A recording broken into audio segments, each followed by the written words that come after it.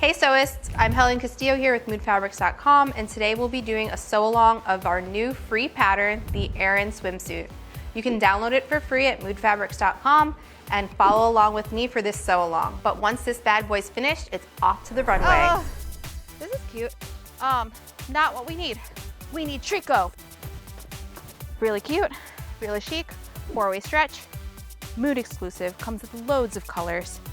Today for the Aeron Swimsuit Challenge, we'll be using Paprika. While you're at Mood, don't forget to grab your swimwear elastic, PowerNet mesh, and thread to match, because we're off to the workroom. So for the Aeron Swimsuit, the first step is to cut out all of your fabrics in your self and your power mesh. We decided that for this swimsuit, we would fully line it with a power mesh. The biggest difference between the self front and the self lining piece is that we have 2 notches here for our side ruching. So we'll be applying a running stitch between those 2 notches first. Then we'll gather up either side seam so that we can match it to our front lining piece. We'll bring our self layer and our lining layers over top of one another, and we'll do a running stitch along the perimeter that's in an elongated zigzag. We also have to change our needle on the machine to a jersey needle or a ballpoint needle. So when replacing a needle on a home sewing machine, you'll notice that you've got a rounded side and a flat to the shank of the needle that's at the very top. The flat side is always going to face toward the back. And we place this guy as high up as possible and make sure that your needle is tightly fastened into your machine. We have a jersey needle on the machine now, and the reason we're using this with our Tricot is that the point of the needle is not as sharp as a universal needle. So this will, rather than pierce the fabric, it's almost going to push the fibers away from each other while you're sewing. Now we're going to put a running stitch with just a straight, long stitch length in between our 2 notches to put in that ruching effect at either side seam of our front panel. And I'm making sure to stay about 1/8 of an inch away from my side seam. And I'm going to do a back tack at the bottom edge here, but leave the top edge free. It's locked in place at the bottom, and I've got 2 free ends at the top, so I can just pull my bobbin thread very gently, and that will create my gathered effect. And I'll repeat that for the other side of my front panel. So now we've got our ruching in place on either side seam of the right side facing up of our front of the swimsuit. So I'm just gonna set this aside for a minute and lay out the lining of my front. So this is in a power mesh. This step is optional, but it does help for support, and it almost acts as like a body contouring layer. So we're gonna place the self with wrong side to right side. Typically with power mesh, you don't really have a right and wrong side, but just be sure that when you're cutting, you keep everything aligned and in the same direction. There is a right side to your Tricot. You can tell that it looks a little bit smoother on the right side, and you've got a bit more texture from the wrong side. So now what I'll do is I'll pin baste the entire perimeter of both of these layers together. I'm gonna repeat this step for the back panel. So now we've got the perimeter of our front panel pin basted to our front lining, and we've got our back that's also been pin basted around the perimeter to join to our back piece of our lining. So what we'll do is we're going to use an elongated zigzag stitch to do the full perimeter of either of these pieces, and then we will join them together. If you are not fully lining both your front and back pieces, there's an option for a gusset, and this would be joined into the crotch seam of your front and back. Make sure to align the wider portion with the back of your swimsuit. That would get sandwiched between these 2. Then we would sandwich it into your front as well. And what the gusset provides is it would cover all of that seam allowance when you join front and back. So I wouldn't consider using the gusset if you're already doing the full lining for either, because it can just get kind of bunchy, but it is a nice option to just keep that seam allowance of front and back nice and clean. So we're going to use an elongated zigzag stitch. I'm going to set my length to 3 and my width to a 2. And because we're using stretch fabric, we have to use a stretch needle and a stretch stitch. So instead of using a straight stitch for the perimeter, we're going to use this elongated zigzag.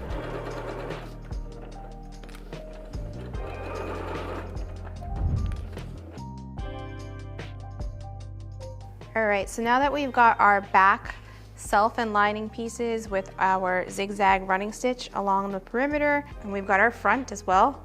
So we're gonna bring those right sides together, and we're gonna sew along side seams and the bottom join with 1/2 inch seam allowance and continue with our stretch stitch. So we'll pin those together, bring that over to the machine, and another option is to clean finish those edges at the serger.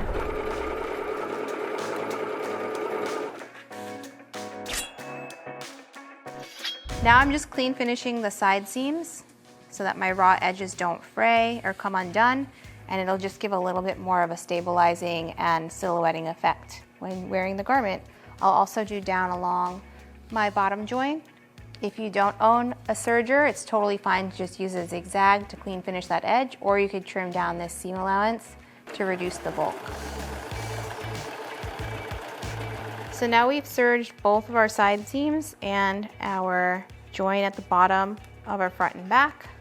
We can turn this right sides out, take a look at it. And then we have an option for an interior shelf that's just gonna add some extra support. But you can see the effect that the ruching has applied to either side seam. And now we're going to apply our shelf interior. So the shelf is gonna act as a support for the bust. We've got a front and a back panel. Make sure that they are right sides facing up, and we're gonna place those right sides together. And then 2 options for joining stretch fabrics. If you only have a zigzag stitch at your machine, you can follow along with how we've sewn so far. Trim down your seam allowance, and I'll show you how to join these guys at the serger. You want to be sure that you do have a seam allowance guide on the serger. If not, you can place one, because the serger is going to trim off some of that edge, and we have to compensate for the width of your serger stitch. So for the bottom of our shelf interior and our leg holes here, we're going to take 90% of the width. So consider our seam allowance.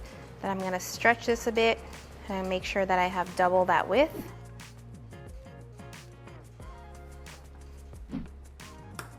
I'm going to repeat the same for my leg holes, which I have a fun trick to do, but we'll circle back to that in a few more steps.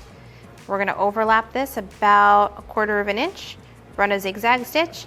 After we've closed up either side seam, we're going to join this to the circumference of the bottom edge of our shelf. So my serging stitch width is 1/4 inch, so I'm trimming 1/4 off of either of my side seam. I'm using contrasting thread so you can see it on film, but you can find serger cones to match your fabric. So now we've got our swimsuit elastic that is cut and bound with an overlap here.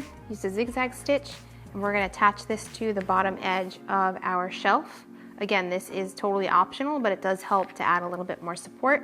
So with this, I'm going to place a pin at the opposite end of my stitching, and then I'm going to fold this in half so I can find the middle ground, or I guess you could say divide it into quarters. Then we'll find 4 points, and these will act as notches on our elastic. I'm going to hide my stitching in the side seam here, and I'm going to bring this elastic onto the wrong side. And I've already got a notch in place here from when I'd cut my fabric out, and that's where I'll match up these guys. Now that we've matched up our faux notches in all 4 of those locations, we can run to the machine, and with a little bit of stretch, we'll use a zigzag stitch to secure that in place. I'm going to remove the arm from my machine. That way when I sew in the round, I don't have that obstructing what I'm sewing. So between point 1 and 2, I'm just going to have a little bit of stretch and gently pull in either direction. Try my best to keep the elastic aligned to the bottom edge of the fabric.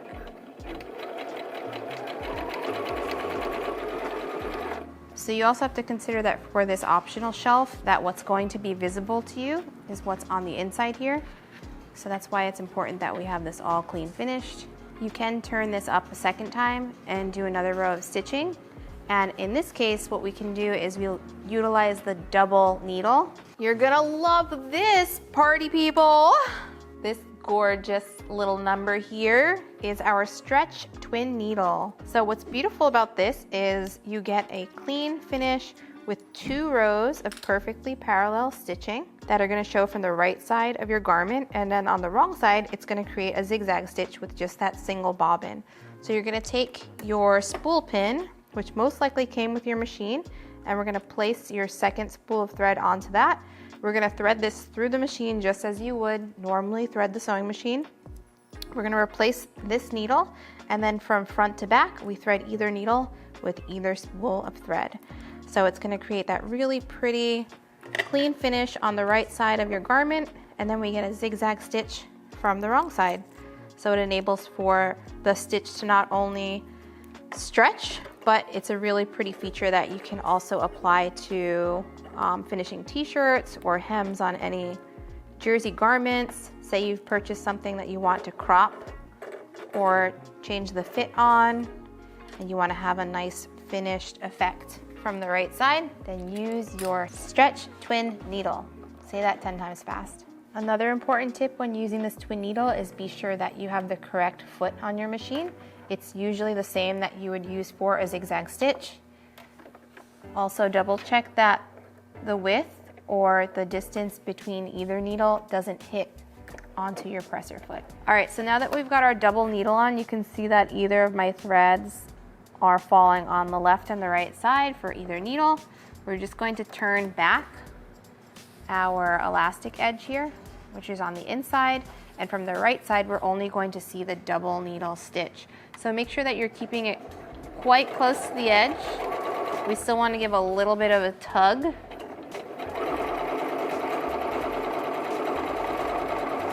And you can see from that side, you have stretch, and then from the wrong side, you've got a bit of a zigzag. It's nice and clean finish from the right side that you will see when you're pulling the swimsuit on. And we're going to repeat these steps for the leg holes. But that's so nice, nice stretch. Now for the leg holes. So we've got our swimsuit elastic. We're gonna repeat the similar step to the bottom of our shelf. We're just gonna walk this elastic along this leg hole here, continue in the opposite direction for the remainder of the leg hole opening. And then I'm gonna subtract about 10% of this length. So we've got how many inches here? I'm gonna take away just over an inch. I probably should have taken it from that side, but listen, you try to do math and then you can tell me the math and then you can math it for me. So we'll cut 2 of this length. We are making the size 4 sample, so I can give you this length for this elastic, and I have cut 2 pieces that measure at 15 inches each, and all elastic is not created equally, okay? So this is swimsuit elastic. It's got a soft side and a flat side, and it is typically called braid elastic or braided elastic. And what we're gonna do now is we're gonna attach it all in one step using the double needle. So we're gonna close it just as we did with the shelf, do about 1/4 inch of an overlap. Then we're gonna line up our 4 points. So now I've replaced my jersey needle. We're gonna do a quick zigzag stitch to secure our leg hole elastic. And I'll just replace my pin to act as my notch placement for when I bring it back to the leg holes of my swimsuit. And I'm gonna keep the side with the overlap at the side seam of my leg hole. Now I'm gonna repeat this step for my opposite leg hole elastic. Okay, so now we're going to attach our elastic to our leg opening using our elongated zigzag stitch. So this is just, again, acting as almost like a basting stitch. So it doesn't have to be perfect, it's just to keep these layers in place. In between each of these pin markers or notches, just gonna be sure to stretch a little bit as we go. We're almost done. So now that we've placed the elastic into the leg hole openings, we're going to replace our needle with the twin needle again. Thread both of these and then do the same sort of top stitching action by turning this back and having that nice double row of stitching from the right side. So now we're gonna repeat the same step for the opposite leg hole. Hi, I'm back. So we've finished the torso portion of our swimsuit. Soup's cute, sweetheart neckline. All right, so time for finishing this swimsuit. We've got our torso portion of the swimsuit complete with elastic in the leg hole openings. We've got the ruching down either side seam of the front of our one piece here. We clean finished in the side seams with our marrow edge. It's optional to trim that down using your gold Mood fabric scissors. And next we are going to attach our inside shelf liner. We've got our ruffle for the neckline, which is one complete circle, super cute. Make sure you notch at center front and center back, so when we attach that into the neckline, there's no gaps. There's also no seaming, which is super nice. And then we're going to create our straps. So I think we'll start with the straps. We're gonna bring those right sides together. We're gonna run to the machine and do a stitch that's 1/4 inch from the edge and then turn these right side out. So if your machine has a lightning stitch option, which is this kind of diagonal zigzaggy looking guy, we're gonna use that for sewing our straps. And that's going to be another option for creating a stretch stitch. If you do not have that, you can stick with your elongated or very narrow zigzag stitch to complete that raw edge of your straps. This is our lightning stitch. Has a nice amount of give to it. All right, now we're gonna repeat the same step on our opposite strap. All right, guys, so we're gonna flip our straps right side out. Thank you, sister.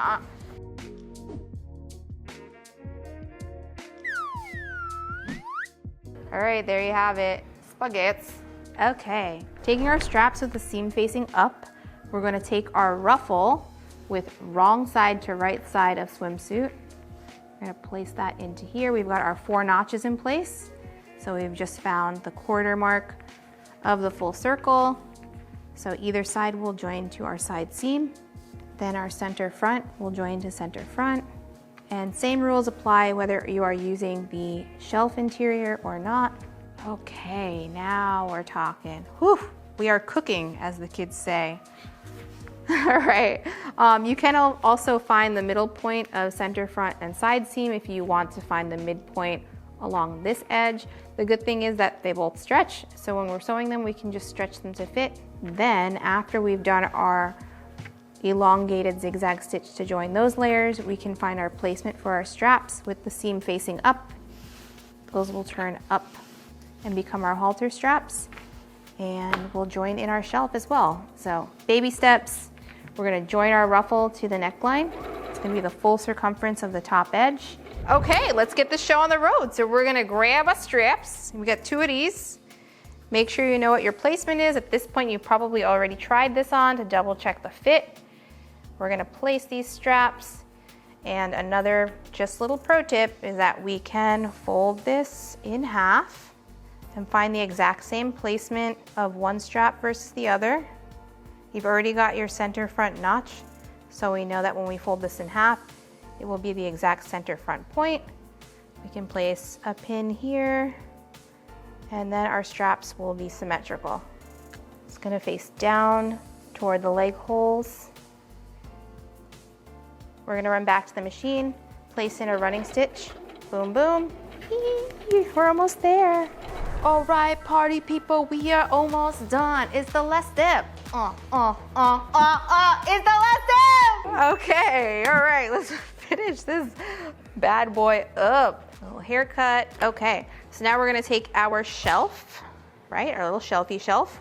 We know the front from the back. Front's got the curve pointing upward. We don't wanna see any of this stitching, so we're gonna be sure that when we attach it, we're gonna attach with right sides together, so we can actually funnel our swimsuit through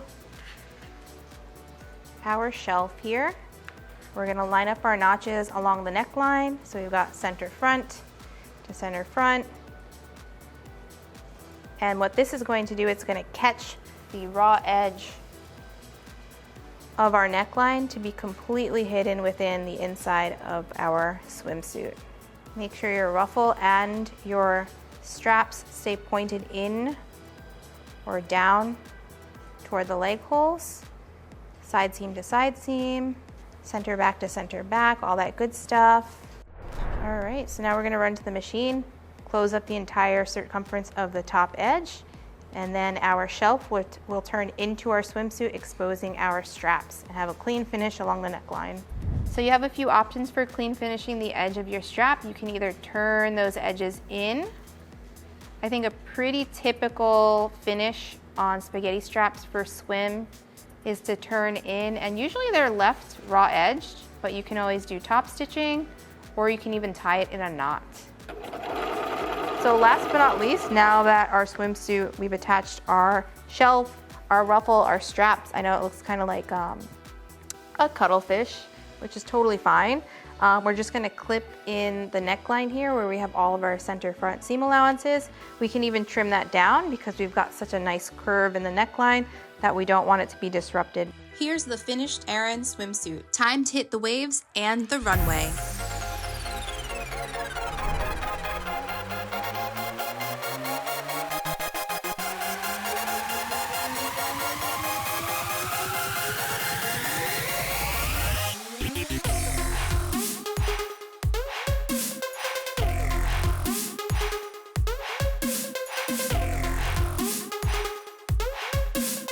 Thank you for joining us today. Be sure to download the free Aeron swimsuit pattern from the Mood Society blog and show us what you can do using #MadeWithMood. Like and subscribe, and don't forget to hit the bell icon to be notified when our next sewing video is released. What type of pattern would you like to see from Mood next? Let us know in the comments below.